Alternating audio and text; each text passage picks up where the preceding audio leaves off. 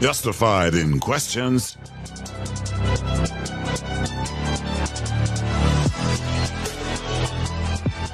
Justified in getting answers.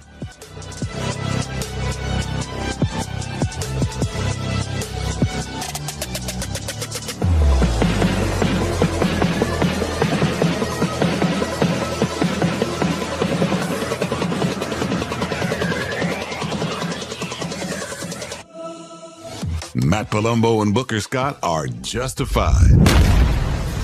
This is the PB&J Podcast.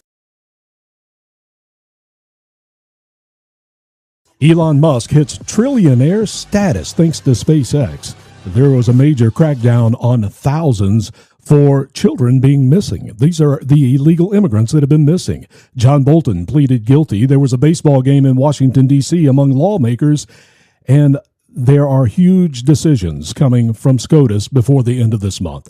I'm Booker Scott, and this is the PB&J Podcast, along with Matt Palumbo. Matt, welcome in. Let's get started. Good to be back. Where do we start here tonight? I think it's pretty simple that we have to start with the trillionaire Elon Musk. Unbelievable. Yeah, it's more money than I think you and I expect to make in our lifetimes. So certainly an achievement. Although I realized if you adjust for inflation, just back to the pre-Biden inflation, he actually only has around 500 billion. So he's still got quite a way to go. Only 500. Okay. Only 500. Yeah. Basically nothing. No, it is funny that people like Ro Khanna, whose net worth I think is around $250,000, Elizabeth Warren, who is in the tens of millions. And all these other people in Congress who themselves are are decamillionaires are complaining that someone else has too much money. So, America is the wealthiest country in the world when people that have hundreds of millions of dollars think other people are making too much. The great story that is coming out of this are all the millionaires that Elon Musk has made with SpaceX. And I guess we should say that Elon Musk is worth now about $1.1 trillion. That's with Tesla and also SpaceX combined. It's $1.1 trillion. If you look back at the wealthiest people right now in the country, guess where Warren Buffett is? Do you have any idea? He's just under 200. The numbers I saw was, I think it's the Larry Brin is number 2 around 300 billion, which means that his net worth is closer to ours than his is to Elon Musk, the second richest guy in the world, which is an insane stat. And, I'm glad you mentioned all of his employees that made millions off this, because people on the left tend to view wealth as a zero-sum game. And listen, SpaceX was valued at a couple $100 billion, obviously still a lot, just a year or two ago. Now it's at $2+ trillion. Did anyone get poor? Is there a single person who got poorer because of the implied valuation of a company went up? The answer obviously is no. And then the liberal rhetoric on billionaires, and I guess their ire is going to now turn to trillionaires, has been, well, no one makes $1 billion. That's something you have to steal or do something nefarious to earn. And Elon Musk proved that's quite literally not the case. He was sending people into space. He's building electric cars. He's kind of normalized them, made them a mass market thing. He's putting microchips in people's brains to help them. It's all good stuff. And it's not as implausible as the left thinks to have that kind of wealth. Obviously, it's extremely difficult, but is it possible to start a company that one day is worth $10 billion? Well, yeah, it's been done hundreds of times. Is it possible to start that company and retain 10% ownership of it, which makes you a billionaire? Well, yes, as long as you don't dilute yourself down below that. So, yeah, it's pretty straightforward to become a billionaire. It's just not easy, but it's not something you need to do all this evil, horrible stuff to do. And there's not a single person that's homeless because someone's a billionaire. In fact, the liberal rhetoric of, they want you to complain about the homeless so you don't complain about billionaires. I'm thinking, well, the homeless guy might attack me with a needle. Jeff Bezos is going to deliver socks to my front door. Like, one of them is quite obviously a bigger threat in my day-to-day life. So their whole rhetoric on this is all delusional. It's politics of envy, ultimately. Well, Elon in one day created 4,400 millionaires. Not bad. 400 of them are now worth $100 million. And as I was saying, and you echoed, It's a great thing, the employees of this company, that now it's changed their lives. And this is great American stories. Here's what it is. Juan Hernandez immigrated from Mexico, took a 28-hour job with them welding back in 2015. And he didn't even know what SpaceX was at the time. The company gave him a $10,000 equity grant. Today, it's worth $880,000. Awesome. Trevor Heiss's parents, they wanted him to take a stable job with General Electric, and he picked SpaceX instead. He stayed there 12 years, accumulated 100,000 shares. At $135 at opening for the IPO there, he was worth $13.5 million. He's 37, semi-retired. I think stories like these are fantastic, and that's what Elon Musk did. But when you look at the wealthiest people in the world, Matt, as you were talking about, so many of them are tech. You know, you have Bezos included. Many are in tech, and Warren Buffett now is way down that list at about $145 billion only. $145 billion. Is that a problem? Are we accumulating too much wealth in the tech sector as we watch this technology explosion take place in America and across the world right now? Well, as long as it's not at the expense of anyone else, I think it's a fine thing. Now, obviously, if these people are going to start meddling in politics for crazy left-wing causes, then it's a problem. But Elon Musk, I guess, was probably the first tech billionaire ever to meddle for right-wing causes, and he saved the right in terms of he's aided us a lot in the narrative wars, and that. I think a lot of people who are not on X/Twitter don't realize that it's to quote the biggest cliche ever, it's where the sausage is made. And that when there's a narrative you see on MSNBC for left-wing narrative, MSNBC or CNN, it started somewhere on Twitter most of the time. It's someone found something, some journalist said something, and then it blew up from there. And before Elon Musk was in charge of it, the left were all the gatekeepers. So they could throttle stories they didn't want to get a lot of attention. And the most famous example of this was the Hunter Biden laptop story, where if you mentioned it, your account was frozen. And America, you could not share links about it. And then Facebook did the same thing, but has actually since reversed course, kind of done a 180 on their censorship. But a lot of major stories simply never got attention because of that. And, I guess to give an example, a more modern example, Nick Shirley's fraud story. There is a 100% chance that would have been throttled into oblivion. No, that would have never went viral. No one would have seen it through. I mean, it got tens of millions of views on X. No one would have seen it through that platform, at least. Maybe it would have gotten 1 million on YouTube, but 50 million is quite a bit more. And there's just tons of, It's nowadays when you see a left-wing journalist spread misinformation or a politician spread misinformation, they get corrected instantly and mocked into oblivion. That used to never happen before. And the thing, too, is he did not turn X into a right-wing website. It went from being 95% far-left progressives to about 50-50 Republican and Democrat. And then the actual far left defected to this site called Blue Sky. And so they're fortunately no longer an X, but it's basically an online insane asylum. If you just want to laugh whenever there's a right-wing victory, go to that website, and it's the most hysterical reactions ever. You'll feel like you're never going to lose again.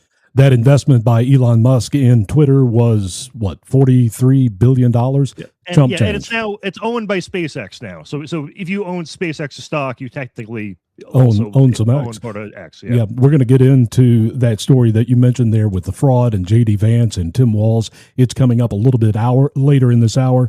Let me also say to everyone watching on AD American Facebook Live, thank you for finding us.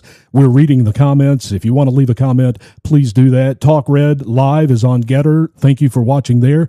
And also you can catch us live on talkred.com on Rumble. That's talkred.com on Rumble. So thank you for watching wherever you are, and please leave comments. We'll go through there and read those. Let's stay into space. We were talking about SpaceX. Let's go to the UFO Files. Matt, does this interest you at all in any way? The UFO stuff? Yeah. I mean, if there are actual aliens, then yes. But well, there may be. I'm not sure what the point is. But I was surprised how little attention they got. And to be fair, I didn't give them much attention because I figured I'll wait for someone else to find the bombshell in the files and report on them. So I assume there's none unless I'm missing something. Well, I'm not sure, but they came out, the third tranche of the UFO files from the government came out last week. They're up on the website, and a lot of people do care, Matt, because there have been 1.5 billion people that have gone to the website already and have checked it out. Let's listen to and watch Jesse Waters here talk about the UFO files. And America can't stop looking. The site has over 1.5 billion views. We see why. These files are pretty juicy.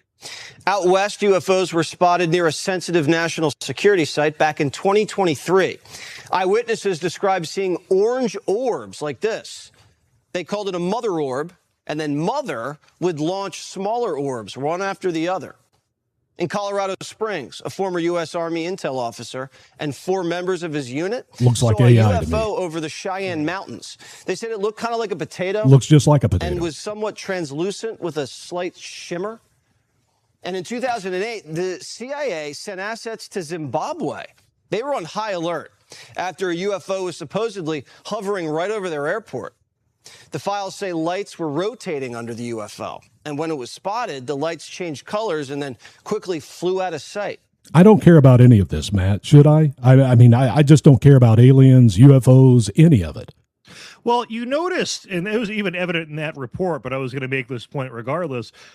It's near military bases and airports where you tend to see these UFO sightings. So what's more likely is that aliens just tend to go where our aircraft is anyway, or is someone like it just seems more likely to me that someone is misinterpreting what they're seeing or not understanding what they're seeing, as opposed to an alien appearing in a way where there's plausible deniability over whether or not it's an alien or a military plane that people haven't seen before or something like that.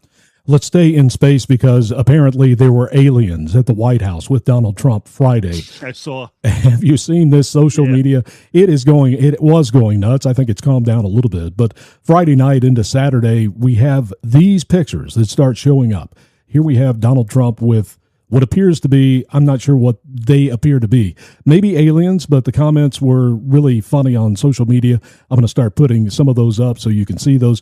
What did you think when you saw this? Was this a movie set or were these aliens? What was going through your mind? I didn't understand the context because I saw it by someone who posted it and claimed this was posted then immediately deleted, like as if it was Trump accidentally shared proof of aliens, then went, oh no, I got to cover it up. And listen, if Trump discovered aliens, the first thing he would do is tell everyone about it and brag that he discovered aliens. So I don't think that's, I told you I was going to discover alien. He would report on it in Trumpian fashion. It would be very funny. He would, yeah. I'm not sure. Yeah. Is it? I mean, it did not look like AI, although AI is getting better. I'm not sure. Was it just bizarrely dressed people? Who dresses like that? Who dresses like that? If there are aliens, I don't think they're going to look like us. So I guess we can. Or dress like that. They're not going to dress like that either. Yeah. So unless they've studied our ways and morphed into it, we don't know. Maybe they could be doing that. They've obviously been watching us for a very long time. From the UFO files, we are learning that. It goes all the way back to Apollo 17, they said, in the UFO files. Let's move on to some serious news here. And this is what Todd Blanche had to say this week. I don't know, did you keep up with any of this? There was a press conference with Markwayne Mullin and the AG, Todd Blanche, who were talking about the children that are missing. There are 450,000 immigrant children that have been missing. Let's listen to AG Todd Blanche, acting AG now, but he is on his way to being confirmed. More than 475,000 unaccompanied children entered the United States during the Biden administration.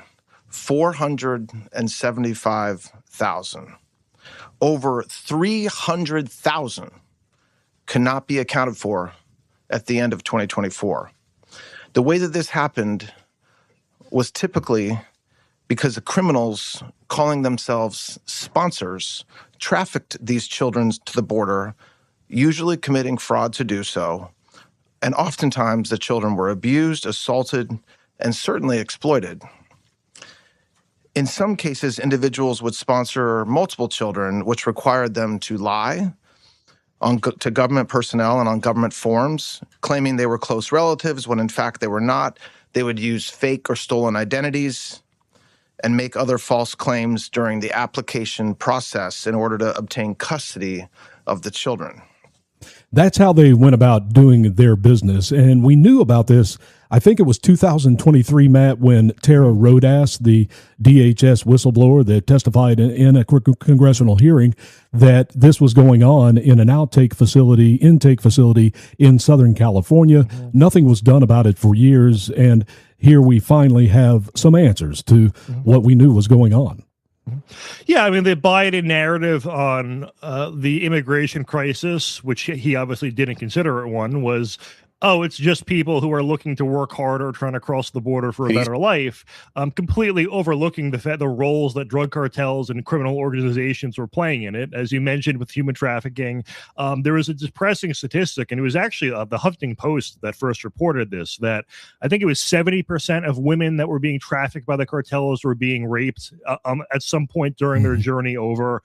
I mean, just really horrible stuff that no one was ever even acknowledging in discussing people coming here illegally. And listen, we seal the border. That's, I mean, by those numbers, hundreds of thousands, if not millions of fewer rapes that are going to occur simply by sealing off the border. So another major accomplishment from Trump. And I don't think that angle really ever gets covered, nor does the missing children one. No, it shouldn't. It doesn't. And if you go back after the election in 2024, and I had asked anyone, in 1 year, if Donald Trump shuts down the border, would that be successful? Would you be happy? Everybody would, but all the noise of everything else that goes on, we lose sight of the fact that Donald Trump effectively shut down the border. He has, and that's great news, and it should be something that we continue to put out there, because kids are no longer being raped like they were under Joe Biden.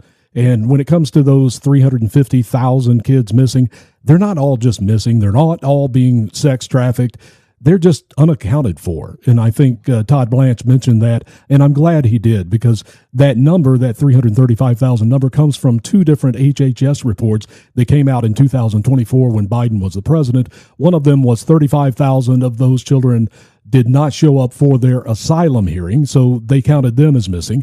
And then the 295,000 or so in the other report said that the Biden administration never even sent them an asylum hearing notice, so they couldn't find them to send a letter. So you combine those two numbers, and that's what you have. But here is DHS Secretary Markwayne Mullin in that same press conference talking about this. And you start hearing the absolute horrific things that took place underneath the Biden administration, under true neglect at best and criminal at worst, to allow 450,000 kids to go missing throughout this country. President Trump has made it a point to go find these kids.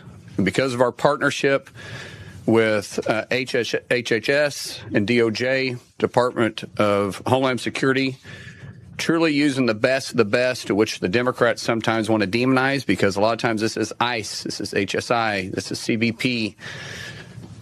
These individuals that the Democrats seem to want to defund, but because of President Trump, we finally funded them for 3 years. We're able to push and go find these kids. We found 146,000 kids so far.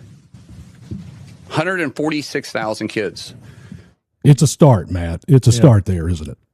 Yeah, I mean, the logistics of tracking down almost 150,000 people is pretty impressive. So good job to them on that. Yeah, and, I do wish we would, people would focus more on this than the sort of side issues like the Epstein stuff, which I totally get why people are upset about it. But this is just, obviously Epstein was involved in some trafficking, but this is an order of this is, probably 1,000 to 2,000 times worse than that. So not like I'm trying to deflect from that or anything. Yeah, but no, we are making major. Totally. I think that, they're arresting sex offenders at a rate far higher than any other administration. So, the narrative, the pedophile protector narrative is, just absurd in the face of all these other achievements. And Mullins mentioned there that the left wants to defund ICE. This is what ICE is doing. They're picking up these people, the Tren de Aragua, which, by the way, we have a story about that we're going to get to in a few minutes. We blew them up over, I guess it was last week. It was earlier in the week, but it didn't come out until Friday. We'll get to that in a few minutes. But here are the type of people that ICE is taking off the street. Listen to this story from a local television story. Watch this video of these two Tren de Aragua members, gang members from Guatemala that were arrested and what they did. Palm Beach County grand jury has indicted 27-year-old Josue Mendez Salas and 23-year-old Pablo Cabon Mendez on multiple counts of sexual battery on a child under the age of 12. Both men, originally from Guatemala and living in West Palm Beach, were recently arrested after the 7-year-old's victim bravely came forward. Investigators say the abuse was not only frequent, but brutal. The child was reportedly sexually abused almost every day and beaten with a belt. So, Matt, that is what that's why they want to defund ICE there. And it doesn't really make any sense. They're really bad people that Joe Biden allowed into the country. How many? We really don't know. I have a video we'll get to here in a few minutes with Representative Brandon Gill asking questions about that. Yeah, he is great. He's from Texas. Dinesh D'Souza's son-in-law. Yeah, people didn't know that, but that's who he is. We've got a video of him asking questions about that. We really don't know how many people got into this country. 8 million, 12 million, 15 million. Does it really matter? Because none of them should have come in here. None of them should be able to rape young children or kill Laken Riley. That should have never happened because not one of them should have been in this country, and we need to deport them all. That's the way I feel about it. Yeah, and Laken Riley is, the face of the problem, but it's happening thousands of times per year. So it's not like it's so much, that horrific case has mobilized so many people, but it's even more bleak than just that. It's like for every, Laken Riley or Jacqueline Nungaray, that you see in the news, there's hundreds more that you don't even see about. So people really underestimate just how widespread it is, even, of those who are aware of the problem. And with the Tren de Aragua, when you hear stories like that, it makes it so much more satisfying to watch those videos of Trump blowing up the narco boats. Knowing that it's the same gang. Liberals somehow have a problem with that, but I love it. And that happened earlier in the week, and we just heard about it on Friday. The leader of the Tren de Aragua, which has gone international. They're in Spain. They're all across America. If you remember back during the Biden administration, it was Tren de Aragua that went out to Colorado and had apartment complexes, were kicking the people that lived in their apartments out so they could take over. They were designated as a domestic terrorist or a terrorist organization, and that allowed for Donald Trump to do what he did with the military last week, and that was go in and kill Nino, what was his last name? Guerrero, I believe was his last name. It really doesn't matter. They literally blew up his house, and he is gone. Hopefully that makes a difference in the fight against these bad people. Mm-hmm. Yeah, I think "we will kill you" is a much more effective message than anything Biden was trotting out there. And real quick, I want to go back to Tara Rodas. Do you remember her? She was working for the DHS. Do you remember her testimony in a congressional hearing? She was talking about how these children from Guatemala were coming in to Southern California. The representative from Congressional District 35 in California is Torres, Representative Torres, who happens to be from Guatemala. These children were coming in here, and they came from a specific village in Guatemala that spoke Spanish like none other in the world. Nobody could understand these kids. They were being given to, quote, hosts, unquote, which is kind of where we started here with all of this. And then they were just put on airplanes, and somebody would pick them up at the airport, and then those kids end up into sex trafficking. And that's happened with a lot of these kids, hasn't it, Matt? Yeah, I was gonna say I don't remember her testimony, but now that you described it, I can pretend that I remember it. So yeah, it was a really horrifying testimony. Yeah, but nobody believed her. It didn't really matter at the time. It's really sad. Some of us paid attention to it and tried to shine a light on it, and I know I did 3 years ago. Mike Cargile, a guy running for Congressional District 35 out in California, he has been shining that light brightly on that intake facility in Southern California for years, where all of these kids from Guatemala, they go and then they get disappeared. Mm-hmm. Where they go when that happens, who knows?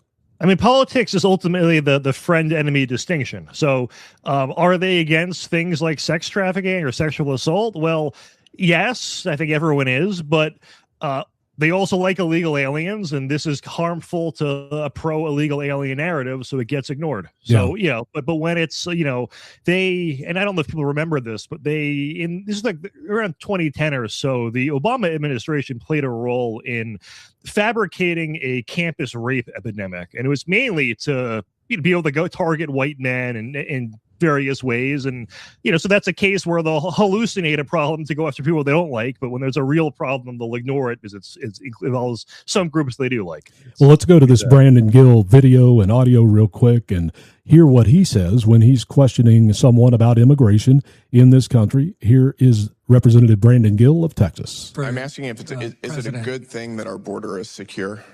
I think our border has been secure for quite some time. Our border was secure during the Biden administration?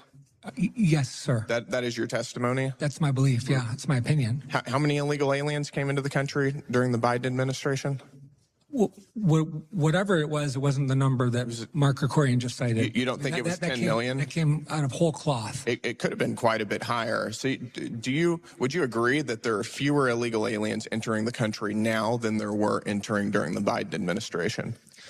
That isn't an area of my expertise, so I wouldn't agree or disagree with that. You spend a lot of time in the immigration space. You can't tell me whether there are fewer illegal aliens coming into the country now than there were during the Biden administration.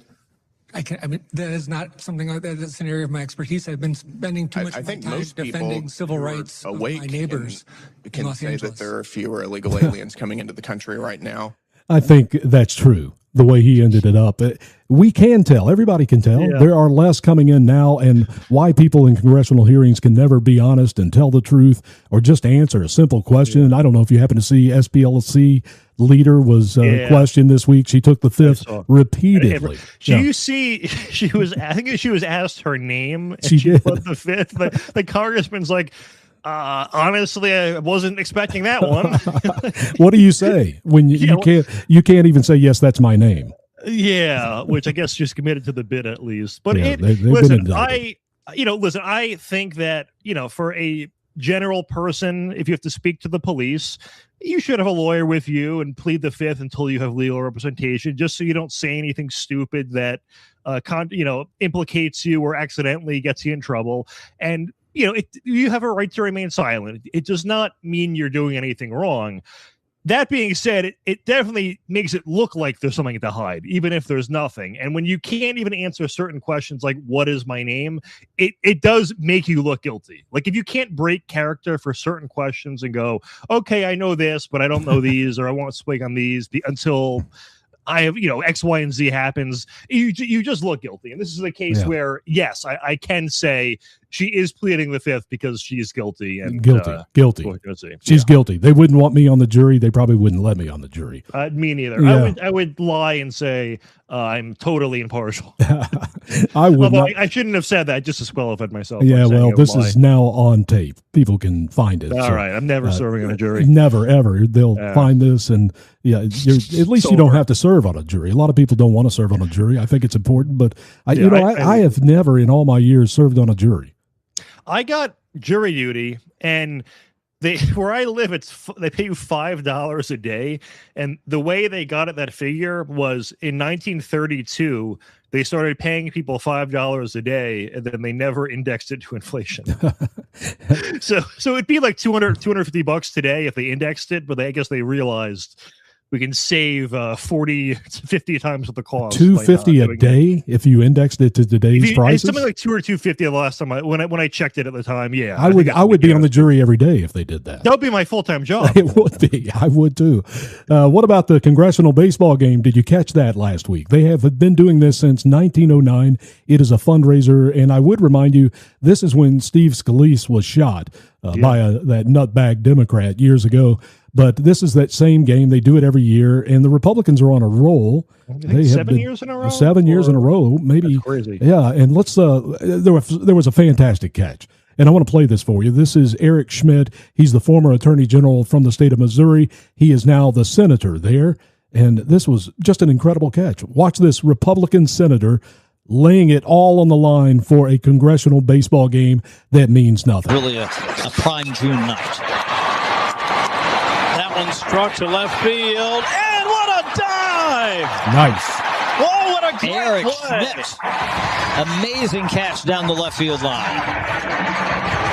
The Redbirds would be proud of a play like that. Look at the nose. Wow, and he roughed himself Bloodied his up here nose a little back. bit when he hit the warning track on the side there. Now, I wonder if Marionette Miller Meeks, the team doctor, might have to come out and bandage him up a little bit.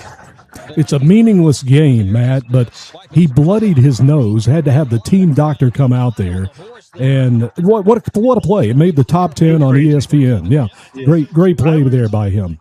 I was actually impressed by the athleticism. It's, listen, I mean no offense to anyone, but it's, a demographic that's, not really involved in professional sports, generally speaking. Yeah, you're right. Great catch. By the way, the World Cup is going on, Matt. I know you're not a big sports fan, but I know nothing. No, I know you don't, but the World Cup is going on. It's also something that I really care nothing about. I just don't. But it is happening, so I think we should mention it at least, even though we have no commentary about it, because neither one of us will pay attention to the World Cup while everybody else in the world is. Go USA. Well, they've never won a World Cup. Did you know that? This is the year. They are 0-4 ever on the World Cup. Let's move to John Bolton. John Bolton was charged, arrested, indicted for stealing classified documents, and he pled guilty last week to one charge, Matt. Yeah, I mean, obviously, if he went to trial, it would have been way worse for him unless he got a jury that was sympathetic. And was he charged in D.C.? Yes, he was. Okay, so unfortunately, it's I think 90 to 95% of DC's residents voted against Trump, whether it be for Harris or a third party or a different candidate. So the jury actually would be biased in favor of Bolton, and we have seen a number of cases where in left-wing cities, the Trump administration's charges are not sticking because there is jury nullification, and the left-wing jurors are smart enough to not admit, during the questioning about in the vetting process if they're biased or not, presumably. So I guess a plea deal was the best we were going to get. He's going to be at $2 million at the minimum, so that would, I guess, probably wipe no prison though. Sales. We have no shackles. We have no prison time. No, it's a fine, is what it is. And I think when you compare this to what Joe Biden did when he took classified documents, they were in the Corvette, they were at UPenn Center. They were in his house, in the garage. They were all over the place. There was a special prosecutor, special investigation. And at the end of that, they said that he did things wrong. He shouldn't have had it. But he was also too old and too frail, and a jury would never find him guilty. So he gets off without even the $2 million fine that John Bolton got here. Bolton, he didn't really take classified information. He wrote down things in a diary that were classified and then took them. I guess it's the same thing. But that's what he got in trouble for. Cost him $2 million. Joe Biden does far worse and gets nothing. And I think that is the frustration with American people. There is no equal justice. There is no accountability. And when we get to Minnesota here in a few minutes, hopefully we can get some when it comes to the fraud in Minnesota. But I think this is a greater concern for the American people, Matt, is the fact that we are not seeing accountability for any of these people. Yeah, if you're going to be a criminal, wait until you're 80. It's a loophole to get out of jail free card, apparently. Is that what you learned from this? That was my main takeaway. Good. And I guess good on Biden for not giving Bolton some sort of preemptive pardon or something like that. Yeah, well. Maybe he probably didn't see this coming, nor would he care about Bolton anyway. Bolton and Trump are not friendly, even though Bolton was in the first Trump administration. He wrote a book from the classified information that he wrote down in the diary, and that's where all of this is. The left says, well, the Trump administration and the DOJ, they're just weaponized going after Trump's enemies, and they say that John Bolton is one of those enemies. To me, it's disappointing that it's a $2 million fine. It's more disappointing that Joe Biden was never held responsible for any of the things that he did. Yeah, I mean, it's. I guess we'll have to take what we can get there, but hopefully they at least keep him coming. I know they're doubling down on like the James Comey indictment and all of that. So at least Blanche is making an effort, and I think he's been an improvement since over his predecessor, at least. Well, let's go to Minnesota because J.D. Vance has referred Tim Walz and AG Keith Ellison to the Department of Justice to try to investigate them. Yeah, I don't know that he's referred them for prosecution, but he has said, let's look at it. We should at least look at what's going on in Minnesota. Billions of dollars potentially is what has gone missing through Medicaid, and it went on for a long time, Matt. This really started back in the late 2010s, and I guess Tim Walz was afraid to be called a racist, so when it was brought to his attention that this was going on by people within his administration, he said nothing, and he didn't stop it from happening. I don't know if it's criminal or not. Do you? I mean, it's a way, it's basically vote buying is what he was doing, but it's not in a literal sense of I'll give you this cash and you go and vote for me. It's implied. So yeah, I'm not entirely sure. Can you be charged for aiding and abetting crime by just kind of knowing about it and letting it happen? I guess we're going to find out, but it is interesting how Walz's narrative has shifted on this in a relatively short period of time, in that when the Nick Shirley video came out, it was, oh, it's just right-wing propaganda, blah, blah, blah. He's a clown. We don't take this seriously. It's racially motivated. And then not that much time went by before it switched to, you know what? We actually were investigating this fraud the whole time, and we're going to keep investigating it. And I'm like, okay, so which is it? Does it not exist and it's a right-wing conspiracy, or it's something you knew about and were, I guess, pretending to have previously cared about and now care about even more? So it's just been very inconsistent there. I think he realized that it was just so many people had seen the Nick Shirley video, and the counter narratives were just not working, and it was just lame. The kind of things I was seeing trying to discredit Nick Shirley, like one of the viral videos I saw was him during an interview where he briefly forgot what the word benevolent meant, and then it was like, and then realized what the word meant, and it's like, okay, he had a brain fart for 5 seconds. Like this is really the extent to which we're gonna try to discredit the guy, is he forgot the definition of a word and then realized it was just very, very minor, grasping at straw stuff, and ultimately none of it really stuck. And the Nick, I mean, the thing is too about Nick Shirley, it's so easy to verify what he was going over.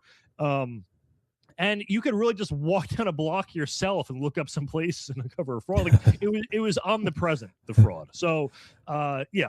And then too, Walz, within a few weeks of Shirley's video going viral, decided to not run for re-election. Well, why would that be? So, not been something good's going to happen.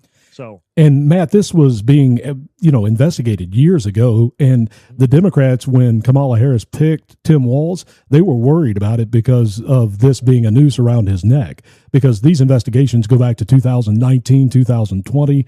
They knew this was happening with Medicare, Medicaid, and the other things with the Somalians that was going on there.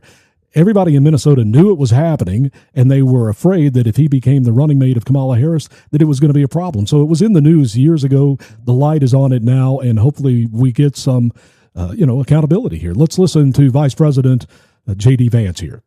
And he kept the money flowing because he didn't want to be called racist.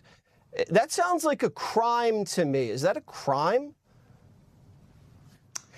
Well, I'm going to let the law determine what's a crime and what's not. We're certainly going to investigate this, Jesse, and I guess now I can make a bit of breaking news because I left the White House to come here to do this interview with you. And before I did, we actually referred this particular case to the Department of Justice for a full criminal investigation. We are not going to do what the Biden administration did and make judgments of the law before all the facts are in. But here's what's particularly troubling about this to me is Jesse, you had people within Governor Walz's office who were saying, you know what, this looks like fraud. It looks like these Somalian illegal immigrants are doing something that's very shady. And then you had people who shut them down, who shut these whistleblowers down and said, you're a racist or you're a xenophobe for asking questions about where taxpayer money is going. What that means to me, Jesse, is that clearly people weren't taking fraud seriously. Whether it rises to the level of a criminal violation, we're going to investigate it. And of course, if it does rise to that level, we're going to prosecute it. We have to.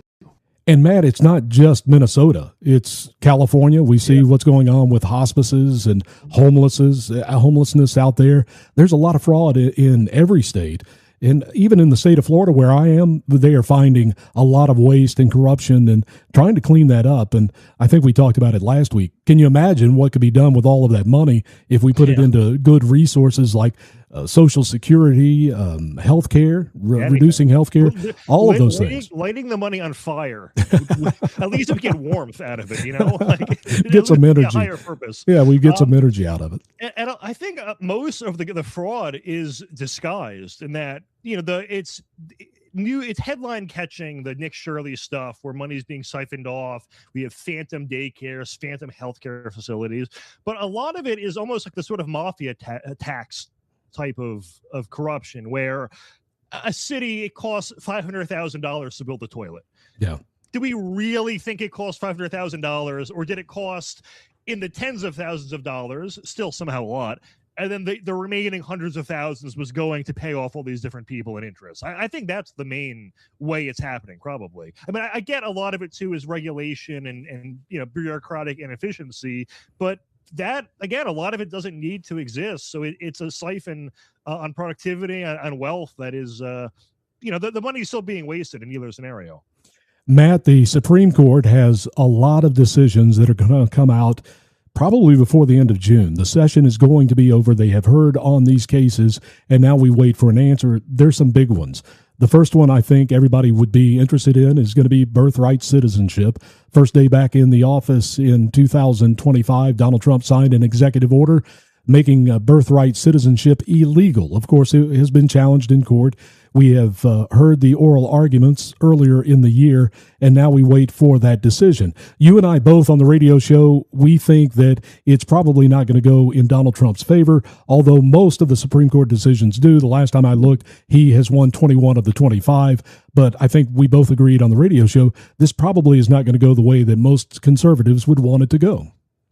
Yeah, and I think we both have the position of that our legal reasoning and our understanding of the 14th Amendment was that it should be overturned, in that I think the main argument is it was intended for freed blacks, so their children would become American citizens automatically, and that Native Americans could not become citizens in this country, or did not become citizens until 1924. So how could birthright citizenship apply to everyone when Native Americans, it didn't apply to them? That being said, the precedent in all these past cases has been that the 14th Amendment is birthright citizenship for everyone. So they are probably going to uphold the precedent, and the betting odds are like 90+% that the court goes against Trump. It's one of these cases where I don't understand how I'm wrong and why they would side that way, but it does seem that's how it's. I think it's a precedent, Matt. I really do. You go back to 1897, 1898. Precedent's wrong. Well, it could be, and the Supreme Court has the authority to change it, and that's what we'll wait for before the end of June. Will they actually change it? I think I said on the radio show I thought it would be a 7-2 decision. I don't know if you gave it a number, but that's what I'm looking for. That's not what I want, but that's the way I believe this court is going to come down on it. There's also state laws banning transgender. Yeah, well, there's also another big answer coming out on state laws banning transgender athletes from girls in women's sports. 27 states have enacted laws in recent years that prohibit transgender athletes from competing on girls and women's sports teams, and challenges to that made it to the Supreme Court, and that's another one. This has to do with Title IX, if you remember those oral arguments earlier in the year. This is one that really gets the conservatives, there's no reason for men to be, or boys to be, in girls' sports. Biologically, they are not the same. Yep. Yeah, I mean, I could see guys and girls in the same sport in, I don't know, maybe darts and poker. Yeah. Besides that, no. You can play pool. Pool. Yeah, and pool, baby. But, we're going to get in trouble. Matt, now we're going to get comments. Now we're going to get comments on the live stream on AD American Facebook and on Talk Red Live on Getter. Here come the comments, but please keep going. We'll get more comments. But yeah, and I think it's important, too, when you were doing this, I don't like the term transgender woman. I just say man. I don't use the left's language. I don't even say biological male. I just say male. I just don't want to cede any ground. They've invented a delusion out of thin air, and I'm not gonna accommodate their language in any way. There's no man in women's sports. You're not a transgender woman. You're a man who has a mental disorder or wears a dress or lipstick, and it does not change anything about your identity. Yeah, I agree, and I think the Supreme Court is it seems like in the oral arguments that they will appear to uphold that those state laws that have made it illegal for that to happen. There was also another Supreme Court decision that will be coming, and that has to do with the firing of Rebecca Slaughter. Do you remember her, the Federal Trade Commission person Donald Trump fired? And she has sued, and it made its way to the Supreme Court, and now they wait for that decision. In September, the Supreme Court let Mr. Trump, Donald Trump, fire Slaughter back in 2025 and agreed to decide whether the removal protections for members of the Trade Commission violate the separation of powers. Also at issue in the case is whether to overrule the 1935 decision in the case of Humphrey's executor versus the United States. So that gets into legal things that you and I, neither one of us can really answer. But does the executive branch have the authority to fire someone like Slaughter when she has a 10-year appointment and she isn't finished with it? And I think ultimately they will rule that Donald Trump has that authority. Not just Donald Trump, but the executive branch, whether it's Joe Biden or whoever is next. I mean, I was trying to think of a joke of like, her case will be slaughtered. It's too lame. But I mean, I would lean towards yes in that there's no such thing as a term appointment without exceptions, in that if you are a college professor with tenure, they can still fire you for certain reasons, even though tenure is supposed to be protection against getting fired forever. It's really just for like free speech reasons and all that. So I think, for the same reason here, if you can justify it, then yes. Another one in this will be Lisa Cook, if you remember that name. She was a Fed governor, and Trump fired her in a similar fashion. And in the 112-year history of the Fed, the president really hasn't done this.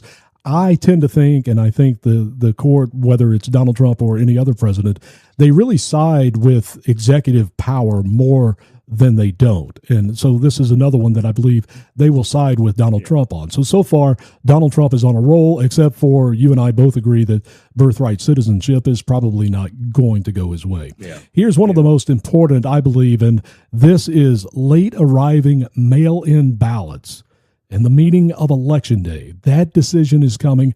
It could have a lot to do with what's going on in California. It could change things for the general election coming up in November, in the midterm, depending on what this decision is. 14 states and the District of Columbia allow late arriving mail-in ballots, which is what we're watching in California. 29 states and D.C. at least allow some military and overseas ballots to be received after Election Day. And I think that's normal. I think most states do. As I said, about 30 of them allow late arriving from overseas for military. This is a big decision by SCOTUS that will be coming out before the end of June. Yeah, I'm fine with it for military, but, to have it the California system, which by design makes elections takes weeks. And then again, too, you have to remember it's California. They're incapable of building anything. You look at their infrastructure projects; it's always over budget, under delivered. Like nothing is run correctly in California. So, I guess to be fair, their elections wouldn't really run well, even with regardless of all of this. But it doesn't help, and it also, even if there is no fraud, it can very much give the appearance of fraud, in that people who submit their ballots late tend to vote a certain way. We saw this in the Los Angeles election, where they went for the ramen noodles lady over by a pretty decent margin. And a lot of people, it gave them the appearance of fraud, even if there wasn't any. It just looks suspicious. When Republicans are always leading and the mail-in ballots come in and they're left-leaning, a lot of people are going to say, listen, it only ever goes in one direction. And it demoralizes the base. And again, the asterisk is, even if there's no fraud, I think it still has a demoralizing effect. A lot of Republicans are going to conclude that their vote doesn't count and won't vote in the first place. So it's bad for us for both those reasons. And of course, it is obviously very susceptible to fraud as well, to point out the obvious. Well, and I think in California and other states, they have legalized the fraud through laws that allow ballot harvesting. And so when we look at this and we look at California and all these things that are going on, we're like, this is illegal, this is fraud. But in reality, the state has made those their laws. And it's really just an incubator for the nation.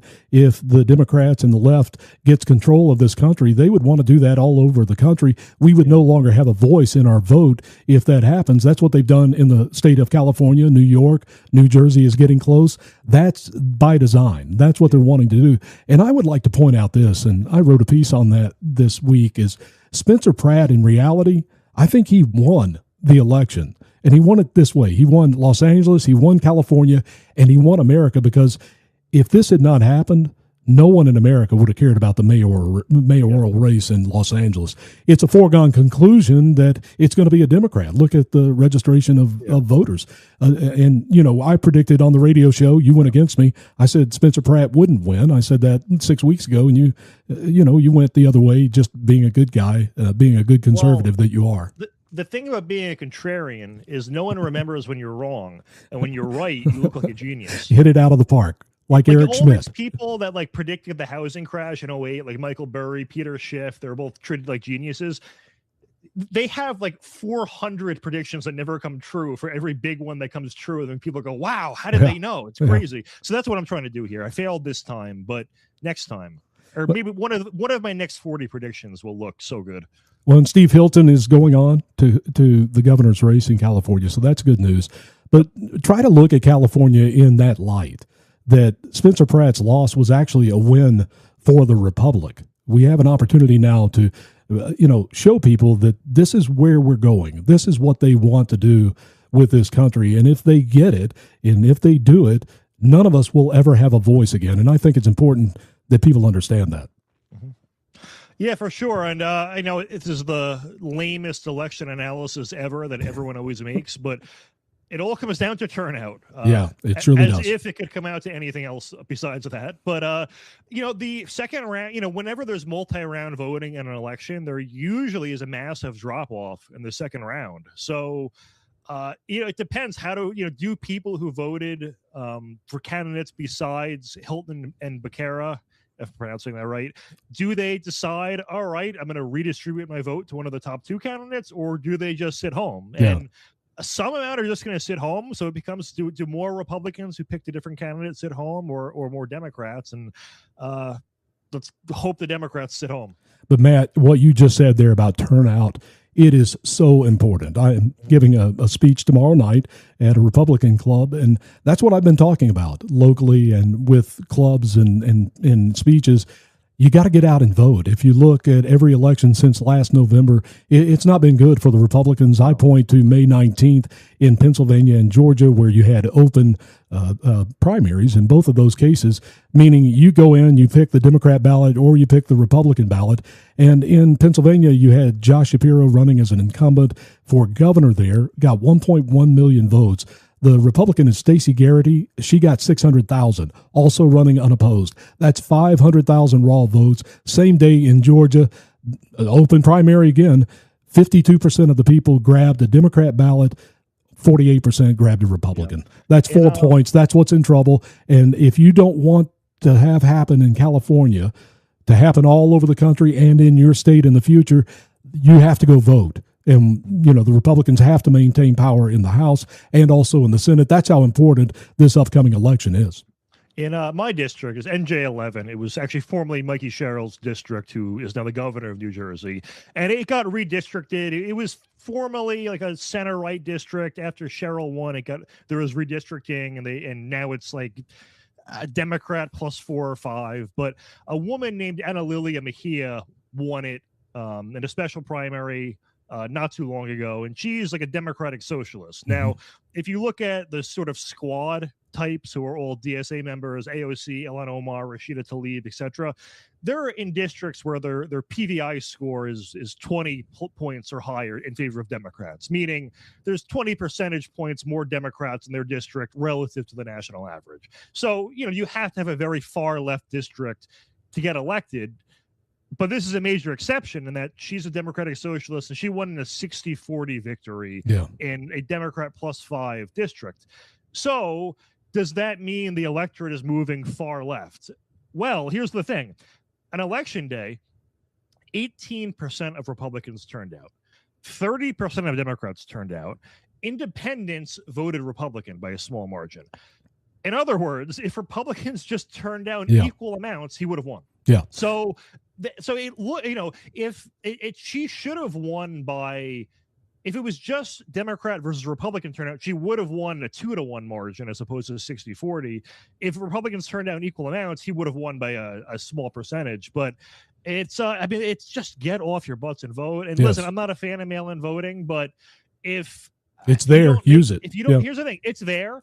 And I mean, I'm a hypocrite in that I actually registered for it and forgot to unregister. So, but it's like there have been times though where I get the ballot in the mail and it's for an election that I just forgot about. Yeah. And I'm like, I think nationally we should get away with it, but there are a few elections that I would not have voted in if I did not get that ballot in the mail. For general elections, I still go in person, and you still can go in person even if you get a mail-in ballot. For those, I go in person. But for like these random off, season primaries here and there, like in the middle of May, it's okay. I'll it's good for me. So, if you're someone who does not turn out, if you're only going to like general elections, I would say register for mail-in voting. And for it takes an extra minute out of your day to vote in those off-season elections. And we're always saying, the Democrats are benefiting so much from it. Well, we can too. You just register for it. So again, I'm repeating myself.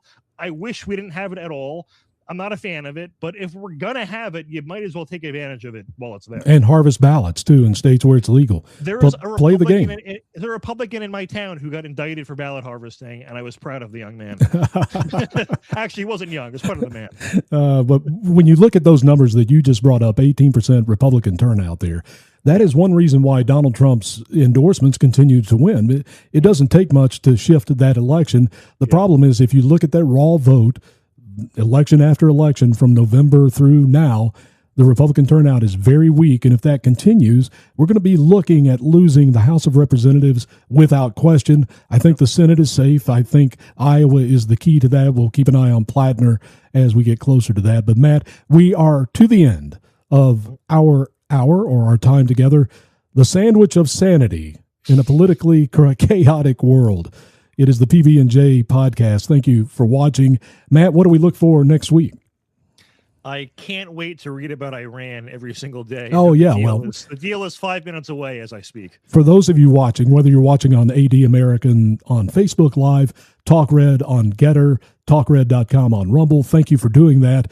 And also, Matt and I, we kind of made a pledge with each other that on this episode, neither one of us was going to talk about Iran. And we successfully did that. I can't broke it, kind of. Well, no, you didn't. I don't, mocking. That doesn't count. That doesn't count. We're not talking about the ceasefire. We're not talking about the deal. We're not talking about any of that stuff. We made it through there, and we want to thank you for watching us tonight and every night.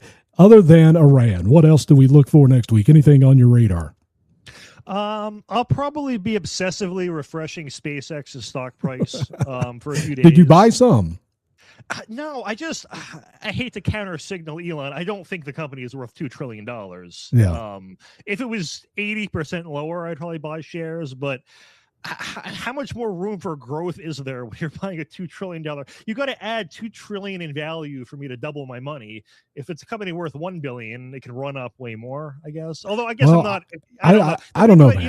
Elon Musk, his companies have defied most like conventional wisdom on how stock should be valued. So I'm probably wrong. I bet against Tesla like 7 years ago and was horribly wrong on that. So maybe this is a sign to do the opposite. Maybe I'm like Jim Cramer right now. I don't know. I don't even want to talk about my history. I could have bought Bitcoin at 50 cents.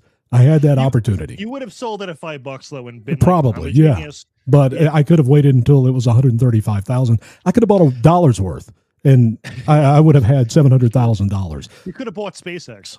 Don't ever come to me for financial advice as a result of that. Me neither. Bitcoin 50-cent opportunity that I passed up a long time ago, probably 15 years ago. The guy says, well, it's, you can play computer games with it. I asked, what do you do with Bitcoin? Play computer games. I don't play computer games. This is stupid. A terrible idea. Yeah. $135,000. Yeah. I mean, to be fair, it's still basically useless, but at least it's worth something. Everybody have a great week. Thanks for watching. Thanks for watching.